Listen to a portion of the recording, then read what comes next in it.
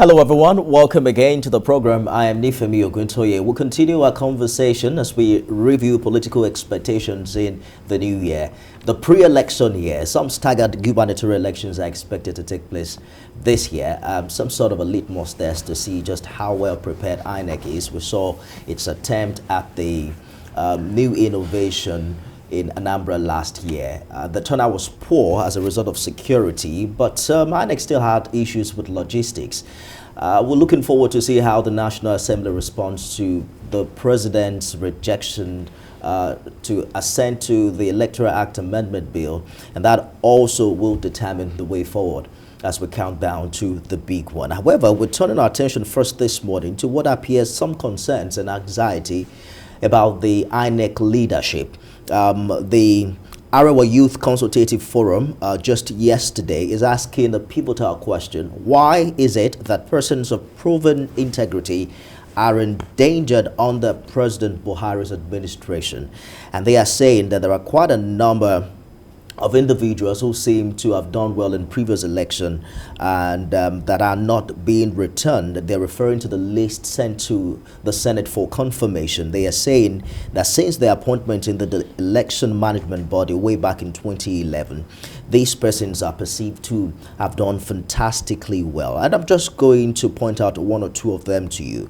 The Consultative Forum is asking, why should Professor Kabir, someone people in INEC regard as extremely brilliant with high integrity, be denied tenure renewal because he supervised a credible election in Anambra? They're asking the same question about AVM Moazu, as well as the resident electoral commissioner in Sokoto, Alhaji Sadiq Musa, who, according to the group, demonstrated character and integrity in the 2019 election and was not appointed as a national commissioner.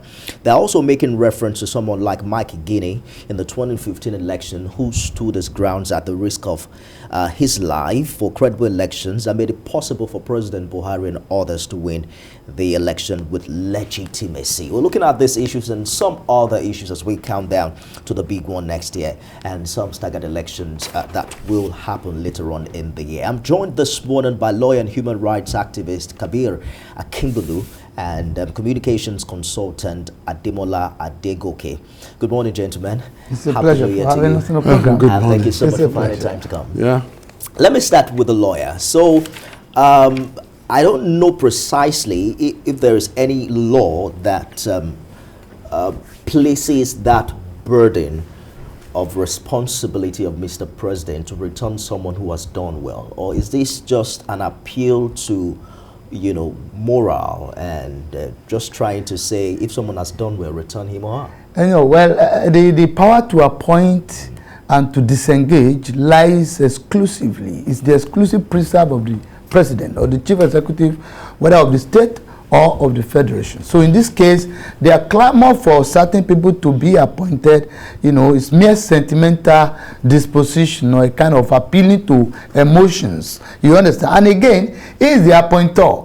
He might be seen the other side that the people who are clamoring or the masses are clamoring for were not seen or are not seen. So he has the right to determine who can work for him. You understand? Because if he fails, if he appoints some people and they fail, the liability or the blame goes to the president, not to the people who suggested their names. So why fix it if it's not broken? Yeah, the problem is this: if there is no problem, if there is no smoke, there won't be fire. So you can see it. But then if it is if they have served certain term and they have done well, it's not an automatic ticket that they are coming back. You understand? And again, if he has said, I am not going to appoint them, I don't think he should raise any concern. However, if the people on the board that have been appointed now are of questionable integrity or character, people can raise it, and it behoves the president as the chief executive officer to look at the complaint of the people to see whether they are genuine or not genuine, but not to just say, oh, to hell with these people, what are they saying? This is just the issue, because the whole essence of democracy is for for people to have their say and for the leaders to also listen and sieve all those things and look at which one is better. A presidential aide was appointed by the president last year, and she was rejected by the Senate. She's now been replaced. Does that in any way validate what you're saying, that the president is perhaps listening? Exactly, you understand. And again, don't say his own appointment. We cannot even say as at this point, it's nomination. He has not appointed them. He has nominated them to the National Assembly. The National Assembly, as the gatekeeper, they are now to look at them, to weigh them very well, and see on the sea of on the bridge of character or integrity, can they pass the test of integrity? If they cannot pass, they drop them, like a tissue of paper. And it is for the president to replace the person. You can see back last year too, when you are the particular woman you talk about, Tikonoche, when they nominated her, people were clamoring, no, it is this, it is that. But good enough, the National Assembly listing, they didn't just say, oh, we are not taking you. They gave the reasons, and they rejected her candidature, and she has been replaced now. Mr. Adegoke, do you see reason with the Arewa Youth Consultative Forum? They're saying, why is it that these few resident electoral commissioners that have shown what they call uncommon integrity, given the sensitive nature of INEC job, and others who exhibited the same character of consistencies and did well in 2019 election and are now sidelined? They're asking if the nation has a short capitulation of memory. You see, I do not align myself with the position of the Arewa youth. For me, such concerns are only symptomatic of the lack of a well-entrenched electoral system that can auto-run itself, that are not personality-based. Until we have a system that is not based on what this individual or that individual does. A system, an electoral system, like I've said, that cannot run without necessarily, because even when you want to manipulate the system, the system and procedure put in place do not allow you to be able to do that. When we have such a system, then we will not be talking of, it's a person A or person 2 that should be there. For me, the real point is for us to be able to, institutionalize an electoral system that will be able to stand the test of time. Whoever runs it, whether A or B runs it, and that is what you have elsewhere, in older democracies, that's what you have. So even if the electoral officer wants to play pranks, the system does not allow him. How do you build such system that is exclusive of individuals? Well, works irrespective. Well, these days we know that a lot, there is a lot of leaning on technology. You understand, to make such a system work, and that is the worry of some of us, that in this age and time we are still, Nigeria has still not been able to leverage on technology. You understand, to up its ante concerning electoral system. Even in a place like India, with much bigger population, they are no more talking of ballot paper and the rest of them. The result of the election will be known almost immediately, after a person casts its vote. So if India can do, if India can have full electronic voting, what stops Nigeria? What stops us? It's a smaller nation compared to India. It's a smaller democracy. So even if bigger democracies like India, like even China, like US, it's still a bigger democracy than us, and they have been able to do this. They have more voters, they have more population, and because of the leverage, on technology, things have become easier. So if we continue to want to depend on what a person does or does not do, for our electoral system to work, then we'll be having issues like this. So for me, the main thing is for us to develop, a sustainable electoral system that is technology driven. It's talking about a system that can work irrespective of the person who is in charge. But for some 6 or 7 years now, we have an Electoral Act that has refused to be updated. In fact, some national assemblies just, didn't do anything about it entirely. And we're in a new year, counting down in a few months to another general election. How do we build systems without, or are you even surprised that it's taking us this long to have this law amended to reflect some of the sentiments that I would say I am surprised and I am not surprised.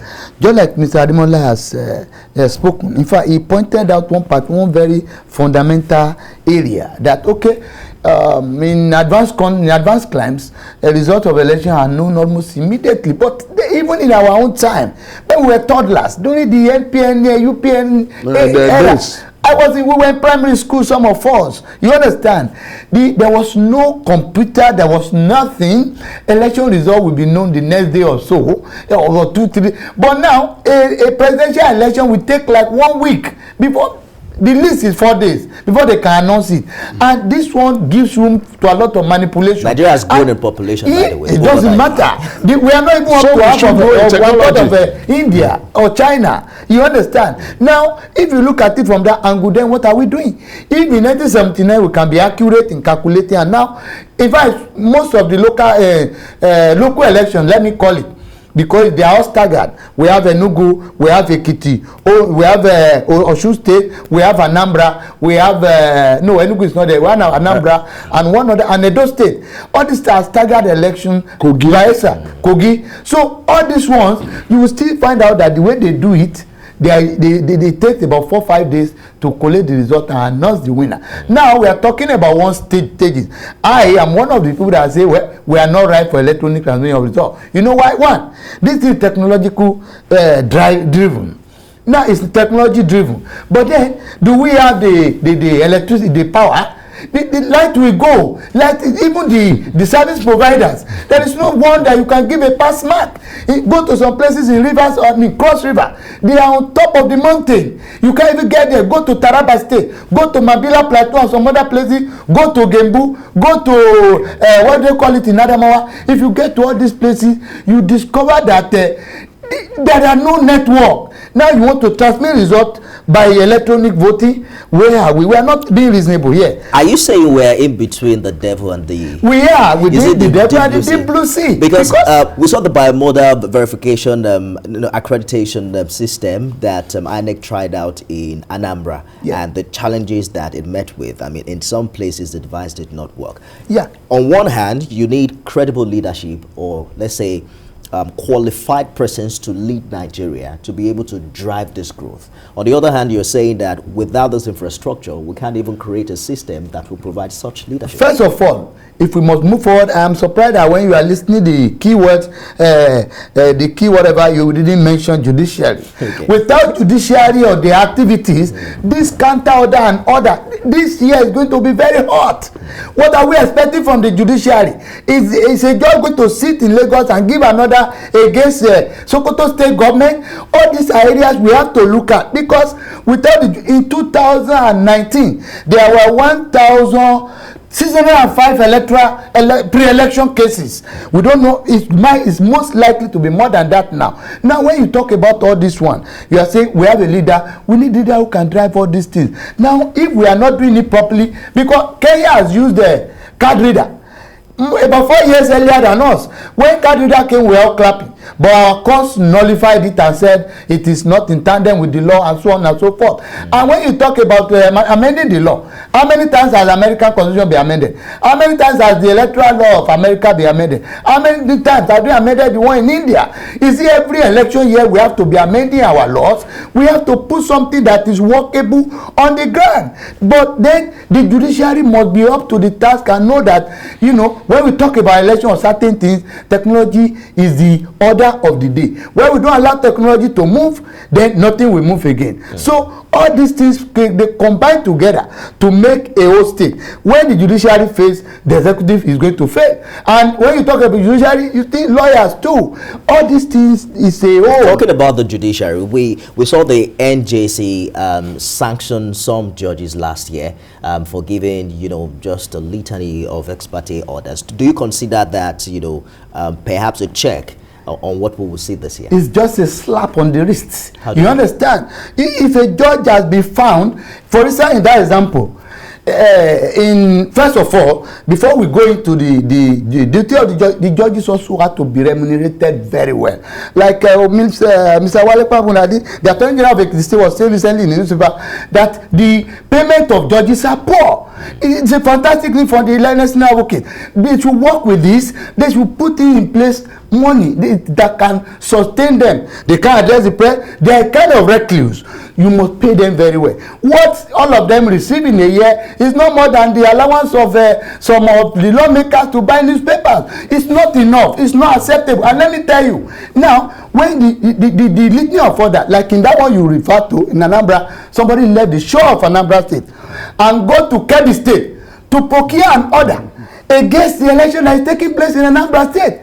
Recently, there are some judges that were found wanting there. Recently, one judge of the Federal Court gave an order to ban Ekiti State government and freeze the account in a matter where the people you grant the order in favor, they are not even parties to the judgment in issue. All these things are fundamentally defective. How do you want the people of the state, Ekiti or Sokoto, to view the judiciary?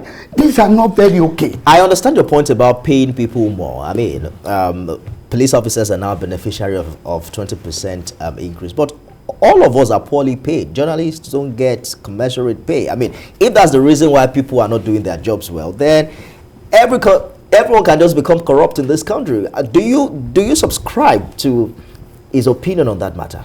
Well, maybe partially, but then I've always said this. You see, when you blame someone for doing or not doing a thing or not doing something properly, you also blame the system that allows him to get away with what he does. Yes. You understand? So it's not just, yes, I may be poorly paid, but I knew what the pay is before I came into the job.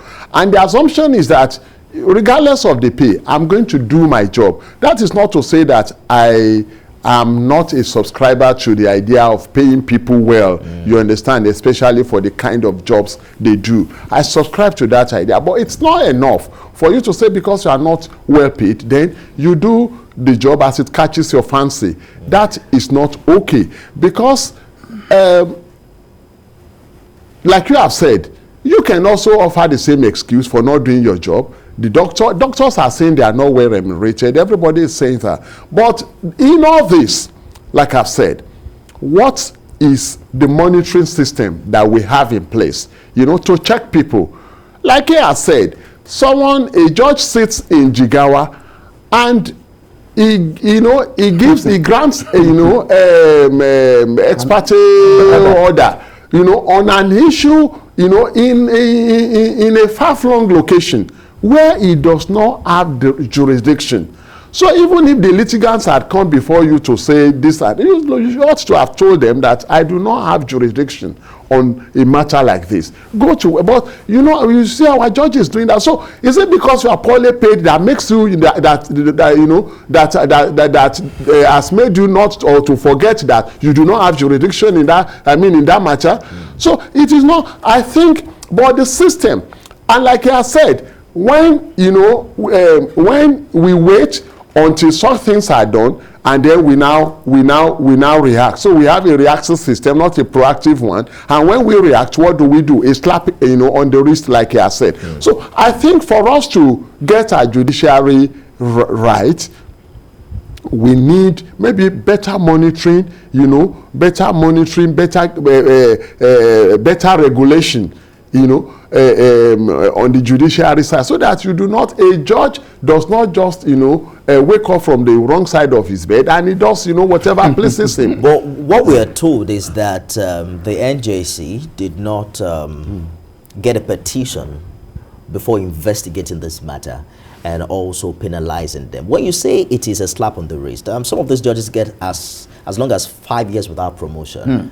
What do you have in mind? What would have been the right judgment? Now let me tell you, how many people, some of them have less than 2-3 years to retire. And even promotion also is not automatic, because promotion you'll be talking about leaving the High Court to the Court of Appeal, and from Court of Appeal to the Supreme Court. These things are based on geographical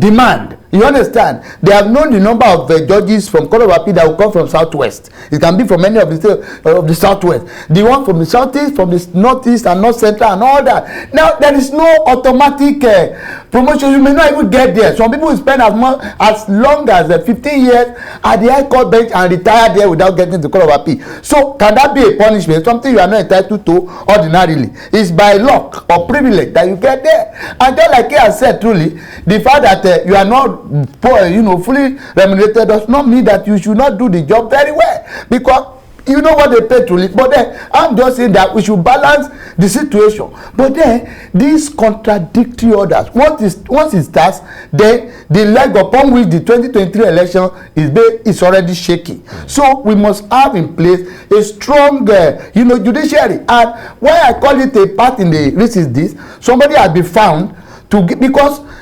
it is fundamental. Somebody is sitting in Lagos and granted another against the government of Sokoto. Somebody sitting in Federal Court Lagos, granted another against the government of Ekiti, and freeze their account. If the government was not serious, he wouldn't have been able to pay that. When you look at it now, when the granting of there is a Federal Court in Ekiti, they left it. So you must know that these people are hiding something. Somebody left Anambra and went to Kano and went to Kebbi. You understand? You must know this person is hiding something. So, and again, it's high time too. They started punishing lawyers who are in the habit of doing this. We can't continue to blame the judges alone. And like Mr. Ademola has said, we have a system where somebody has done something wrong. You allow him to go free, scot-free.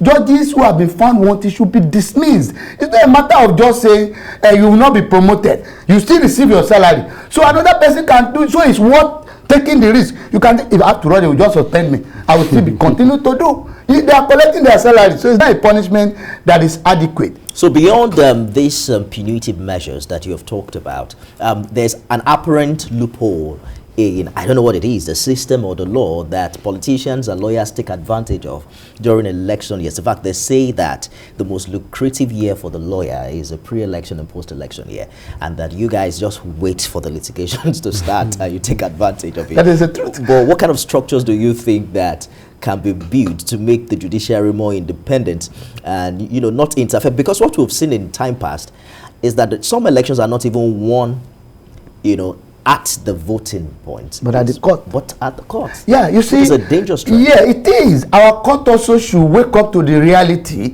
that we should not. They should be wary of electing or choosing leaders for the people. Like in the case of Zamfara, I don't agree with the judiciary, where you nullify 500,000 votes and now validated 100,000 votes in favor against 500, and now say the person who has scored 500 should be the leader. I don't agree with them in Bayelsa State, when the deputy was found not to be qualified. That's what they call judicial activism. You have to look for the purpose. You don't interpret law to defeat the purpose of the law. But now they have a joint ticket. It was even the face of the party is the governor, and he's not found wanting. You now, because of the deputy say he will not be sworn in. Oh no, now the people are being governed by total stranger.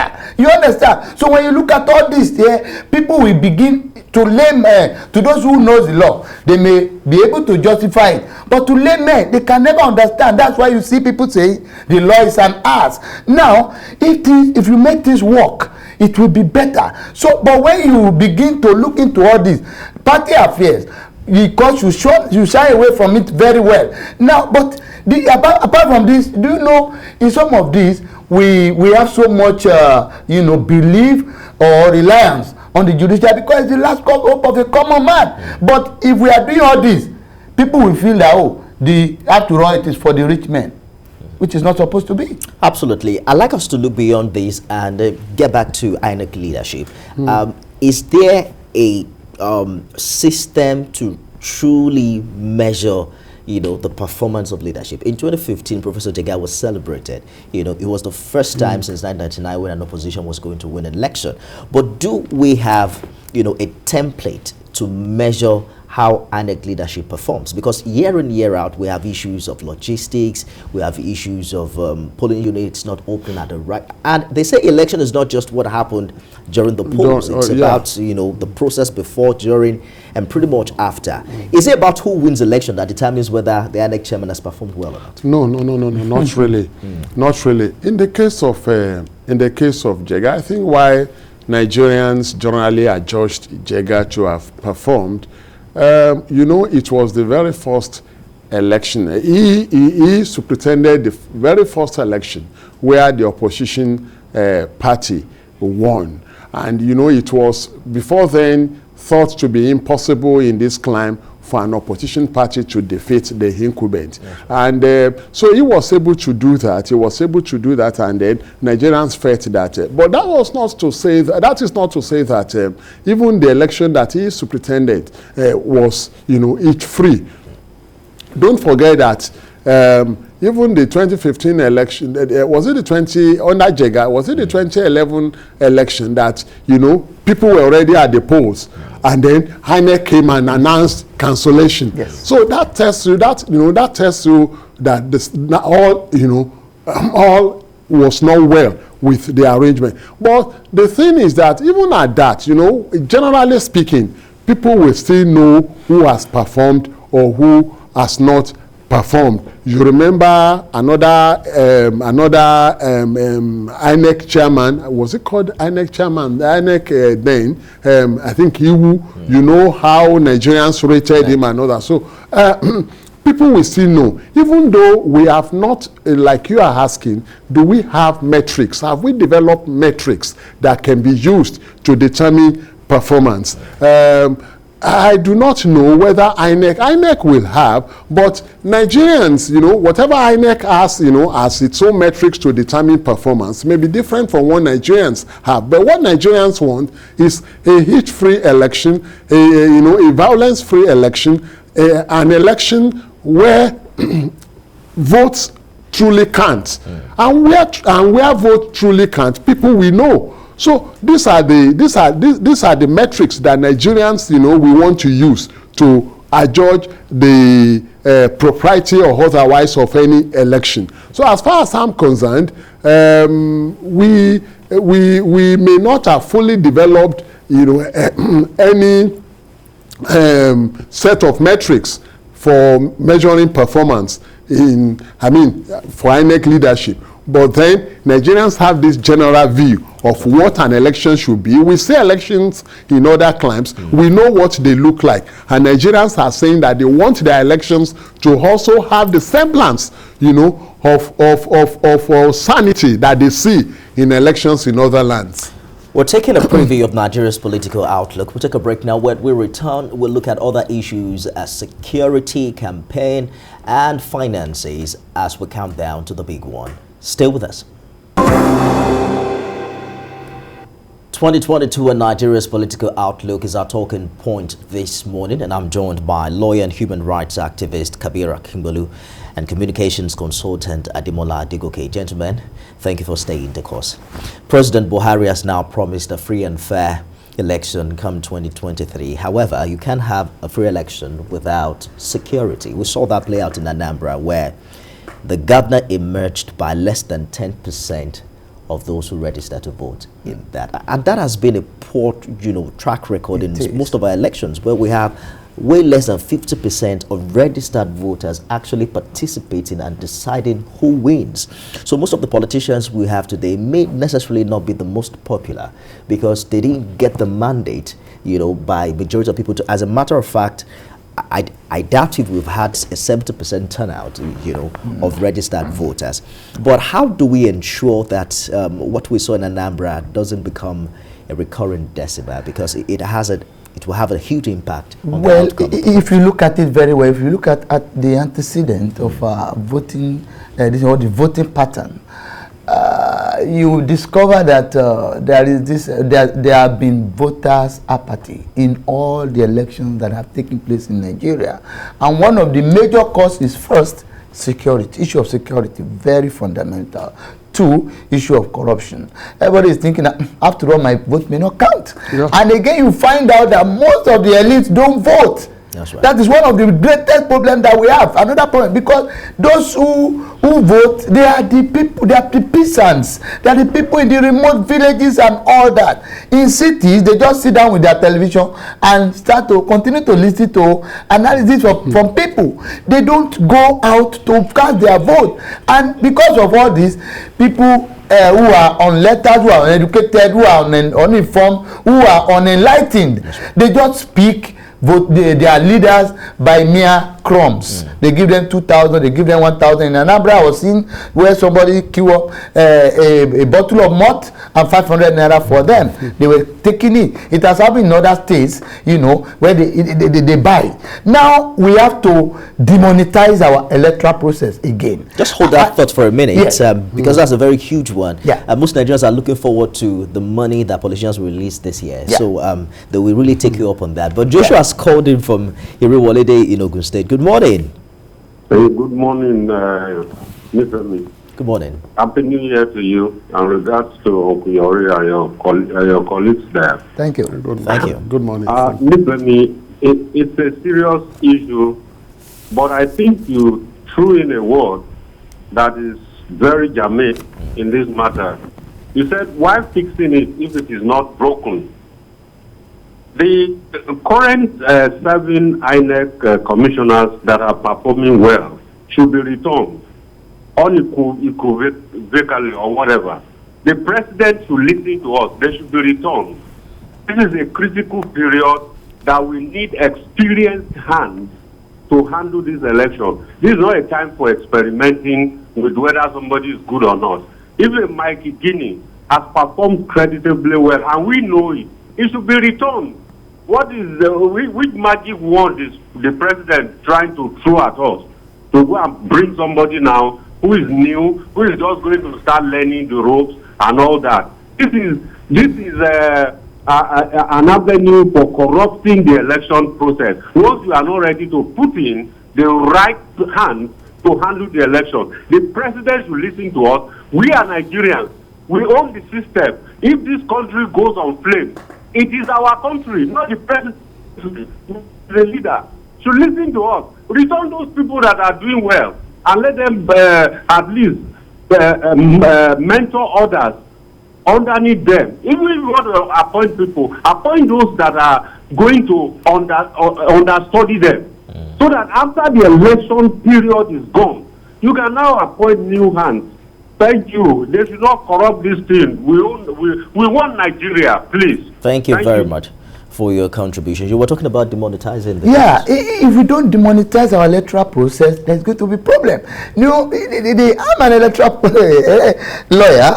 I've seen it all. In fact, there's what they call see and buy. See and buy is the one they believe is the safest trick for them to win an election. How does it work? On the day of the election, they have agents, you know, normally they have agents, not the polling unit. They will have some sub-agents also who are the money bags to share the goodies for people. It has got to a stage that some people will have to snap what they have voted for and show people. Yeah. That's why they are saying taking phones to the yes, they said they should stop it, but some other lawyers, some of our colleagues will come up again and say, oh, it's against fundamental right. So all these things, you can't eat your cake and have it. When somebody is using a fundamental right to scuttle the law, you understand, to violate the law, then I think it can be taken away. And again, apart from this one, you say there are people, security over manning the electoral election unit, over militarization rather. Over militarization of those units is also a kind of fear. Like in Ekiti State the last time around 2018, I think 36,000 policemen were deployed. That's the norm now. You understand? And when I was discussing with a constitutional lawyer, he told me that what it then means that is the number of police that Ekiti State people we need. Because at this Ekiti State that is being policed by only about 4,000 or 5,000 police through year in year out. In Osun State, about 40,000 or about 30 thereabout. These things are not normal. And when you see all these policemen, they are fiery looking. So when you see, as a father, when you see that, you tell your children, please don't go out tomorrow. Let's take Reverend Dominic's call from Alimosho. Good morning, Reverend. Good morning, Femi. Good morning, your guests in the house. Thank you. Good morning. Femi, I want to continue where your guest, the one on the senator, stopped about judiciary. He said that some people, he was talking about judiciary, he was saying that some of them who know the law may understand what Supreme Court are saying or doing. But I want to say this honestly. Both the people who know the law and who do not know the law, the Supreme Court has done more harm to political body of Nigeria than good. Let me give you an example. The state that comes from, Imo State. The crisis in Imo State today is because of Supreme Court judgment. A man who came forth on examination became first. In that election, PDP came first. The AA of Ozochaf and his son-in-law came second. And another party came third, and APC came fourth. This man went to write a result, took it to tribunal threw it away, took it to Appeal Court threw it away. They went to Supreme Court and opened up another ballot box. We don't know where they come from. And began to count the result between Hope Uzodinma and the governor then. So after that, they gave that result that Hope Uzodinma is governor. Till today, everybody in my state call him Supreme Court governor. And that's the part of insecurity we have there. Another person who won the election was thrown away. And somebody tell me, explain that. That's the problem of State today and Southeast in general. So Supreme Court have done more harm to the part of politics in Nigeria than INEC. And I pray they can change. If there's any time they can. Thank you, and God bless Nigeria. Thank you, Reverend Dominic, for your contribution. I'd like us to stay just a few minutes with the role that money plays in our politics. Okay. I saw on the news last night a politician. If you notice that there is, an increased activity of politicians going back to their constituency and doling out, Yes. gift items. And this man said in front of camera that I usually do this, but I'm doing it in a bigger form this year. It's election year. And I would have thought that politicians would not have, rubbed it on the face of the people that I'm giving you this because there's an election coming up. How do we begin to distinguish? Because if you get to the grassroots, for them, the popularity of a politician is about how much money is able to give and how much is given back to the community in that regard. You see, even though I will still, before I address this, I will still want us to give a thought to the issue that the last caller has brought up, which has to do with the role played by the Supreme Court in our democracy. But be that as it may, let's quickly address this.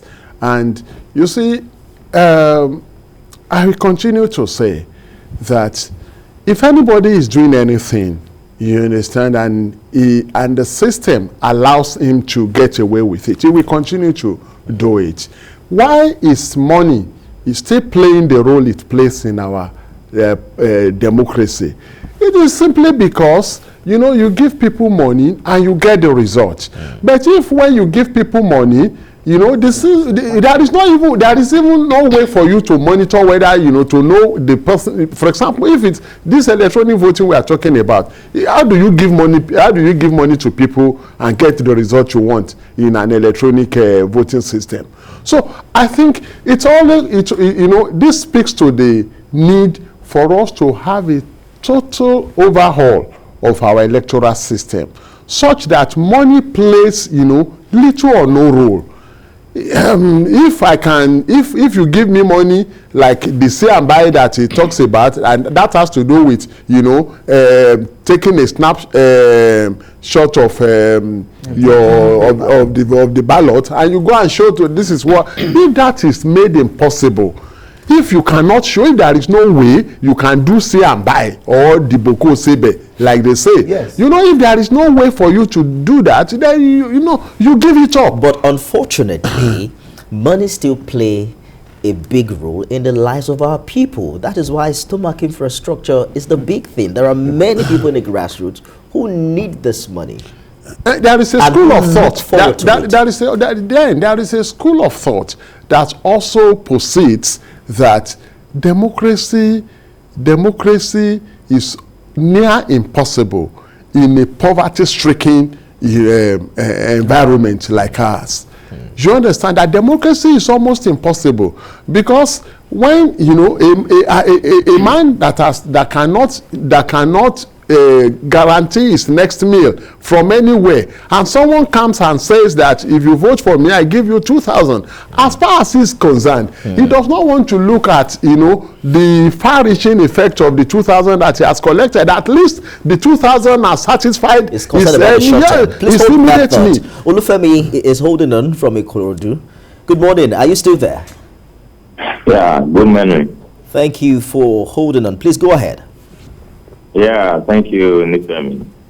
I perfectly agree with the man at your left concerning the allied people, the middle class, particularly, are not coming out to vote. We can only sit down, watch television, analyze the best candidate, but to go out to vote is a problem. Why? Because they also do not believe in the voting system. But majority of the voters are people who do not even know the name of the person they are voting for, apart from the governor or the president. But let's say the legislators or even the chairman of local government, many people don't know their name, but they go out to vote for them because they collect a token amount.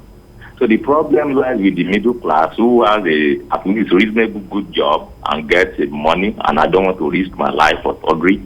So that's the problem. But the other thing I do not agree with the gentleman is issue of electronic voting. Because if an institution in this country, like First Bank, Zenith Bank, and all the commercial banks, are utilizing this technology, if I have 100,000 in my account and I use my ATM, withdraw 30,000, remain 70,000. If I go to Sokoto, if I try to withdraw 100,000, it will not allow me. So it shows that electronic voting is possible. We should not just say it's not everywhere, it's not this and that. No, it's possible. But politicians realizing that if the day electronic voting begins to work and this middle class begin to vote at their conveniences, that's the end of all this manipulation and this godfatherism in Nigeria politics. So electronic voting should be our advocacy. So that's my point. Thank you very much, Olufemi. By the way, Kaduna has been voting electronically since 2017. In the last local government election, the ruling party lost some seats, some chairmanship seats. So perhaps the federal government should find out how Nasir El-Rufai has been doing it. Even when you look at it, the electronic voting that they have put in place in the Electoral Act now is nothing. It's only to transmit results. You could have manipulated at the unit. You understand? It's just the transmitting process that is only electronically done. And again, let me set an example. The Nigerian Bar Association, at least we pride ourselves to be the most learned amongst men. Now, we have done 2 elections electronically, but the 2, one was 2018, one was 2020. The one of 2018 is still in court tomorrow. The one of 2020 is still in court tomorrow on allegation of fraud and all those manipulation. Because this is electronically based, there are people that manipulate it easily. Somebody can just hack into it and do all sorts of things, and they say within minutes the person who is at the lowest distance can just jump and get over the distance. So, but I know with time we can get over it. What I'm trying to say in essence, that we are not ripe for it, is that for the government to put in place, Ministry of Communication should do something. The service provider should give us good service. You understand? Like now, if you are here, I can call your phone number now. It will say it's switched off. So all those things, when they stop, then we can talk well, and because we are talking about how to govern a state. So if the process producing a leader is not credible, then what kind of leaders are we expecting as well? By the way, it's since 2018, not 2017, for Kaduna State electronic voting. Let's take Okorafor's call from Marochukwu. Good morning, Mazi. Good morning, are you there? We probably will get back to him in the course of the program. I'd like us to talk very quickly about what do you consider to be the game changer to bring, the elite, like you said, the middle class, a more population of them for the 2023 election? No, it's so simple. You see, the ease of participation in a process determines its attractiveness or otherwise to participants. The ease of participation. Why are the middle class and the elites, not, interested so much, showing so much interest? Because the process is fraught with so much discomfort, so much inconvenience. And these are people who want to get things done, with as much ease as possible. If I can sit in the comfort of my house and vote, you understand, without going to queue up and then, subject myself to so much discomfort in the sun all day long, if I can do that, why shouldn't I be interested in who governs me? I think, so there is no way people will show interest when the system, when the voting process is made, it remains as cumbersome, as difficulty prone as it remains now. But when people, like I've said, if by the time it is possible for you to even cast your vote, from your phone, you will be interested. So for me, we need to start looking, and we should ask ourselves, why are things working in other places? In both places that are smaller than ours, like Rwanda, like Ghana, and places that are much bigger than ours, China, India, US. Why do things that work there fail to work here? Shouldn't we ask the question? Even all this, that we say because of network and all that, these are issues that we can address. Yeah, these are issues that we can address. So the easier our electoral system becomes for all to participate, the more attractive it becomes. Mazi is back. Good morning, Mazi. Good morning, my brother, and good morning, our guests in the studio. You see, good morning. What we should be thinking of now as a country, the whole world is now under digital. Our judicial system should be digitized so that any verdict or anything from east, west, north, and south, everything will be there. At least, if you know this counterbalancing or counter, it's not motion from one angle to that. It's not ready. Now, the question is this. We have seen what is happening now in Nigeria. We have roughly 1 year now to go for election. Now, Nigerians are ready to go out to vote. You ask yourself, during this registration of INEC people to go and register, how many millions have registered? What say do the people have to go? And what is interest? Now, the government, a power, or any political party in any state, they should know that the dividends of democracy is what Nigerians are looking at. Where you fail to deliver as a party or as a political party, as an individual, be a senator, house of rep, or house of assembly, you have failed as an individual. Now, people no longer have interest. People will tell you, what am I struggling? Let me go and study for my own self. So the government should do one and stop this issue of propaganda issues or propaganda talks or fake news and that. Take the government everywhere in all the 36 including present to Nigeria the real story of democracy. If they fail to present those things to Nigerians between now and before they start the election by people, gentlemen in the studio, we are just deceiving ourselves because you cannot deceive Nigerians these days because Nigerians are so smarter than the country.